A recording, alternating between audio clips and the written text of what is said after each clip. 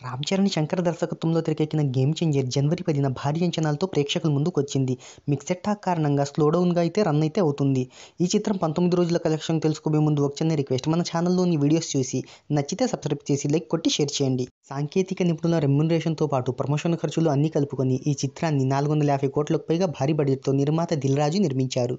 ఈ చిత్రం ప్రపంచవ్యాప్తంగా మొదటి రోజు 186 కోట్ల భారీ ఓపెనింగ్స్ని అందుకుంది. తర్వాత మిక్సెడ్ టాక్ కారణంగా రెండవ రోజు ఇండియన్ బాక్స్ ఆఫీస్ వద్ద 21.6 కోట్లు, మూడవ రోజు 17 కోట్లు, నాలుగవ రోజు 8.50 కోట్లు, ఐదవ రోజు 10.19 కోట్లు, ఆరవ రోజు 7.1 కోట్లు, ఏడవ రోజు 4.5 కోట్లు, ఎనిమిదవ రోజు 2.75 కోట్లు, తొమ్మిదవ రోజు 2.4 కోట్లు, పదవ రోజు 2.6 కోట్లు, 11వ రోజు 1.42 కోట్లు, 12వ రోజు 1.2 కోట్లు, 13వ రోజు 1.1 కోట్లు, 14వ రోజు 85 లక్షలు, 15వ రోజు 64 లక్షలు, 16వ రోజు 56 లక్షలు, 17వ రోజు 48 లక్షలు, 18వ రోజు 41 లక్షలను వసూలు చేసింది.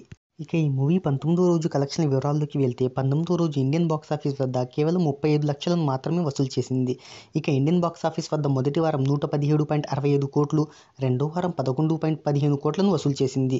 18 రోజుల్లో ఈ చిత్రం ఇండియన్ బాక్స్ ఆఫీస్ దగ్గర 132 కోట్లను వసూలు చేసింది.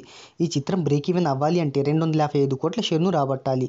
గత వారం రోజులుగా కోటి మార్క్ కూడా దాటలేకపోతుండటంతో ఈ మూవీ లాంగ్ రన్లో ఎంతవరకు కలెక్షన్లను సాధిస్తుందో చూద్దాం.